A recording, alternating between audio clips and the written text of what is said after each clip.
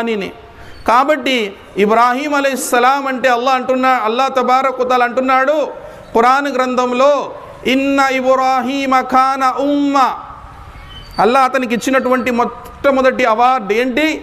ఆయన ఒక ఉమ్మత్. ఉమ్మత్ అంటే ఎవరిని అంటారండి? ఒక మనిషిని చెప్తారా? ఇద్దరిని చెప్తారా? మొత్తం ఒక జాతిని ఉమ్మత్ అంటారు. మొత్తం ఒక జాతిని ఉమ్మత్ అంటారు. కానీ ఇబ్రాహీం అలైహిస్సలాం ఆయన అల్లాహ్ తబారక్ వ తఆలా యొక్క మార్గంలో ఒంటరి వాడైనప్పటికీ ఆయన చేసినటువంటి త్యాగం ఎటువంటిదంటే ఒక పూర్తి జాతి కలిసి కూడా అటువంటి త్యాగం చేయలేదు. అల్లాహ్ మార్గంలో అంతగా కృషించలేదు. అందుకని అల్లాహ్ ఏమన్నాడు? ఇబ్రాహీం ఒంటరి వాడైనప్పటికీ ఆయన ఒక ఉమ్మత్, ఒక జాతికి సమానం అన్నాడు అల్లాహ్ తబారక్ వ తఆలా. ఖానితల్ లిల్లాహి హనీఫా.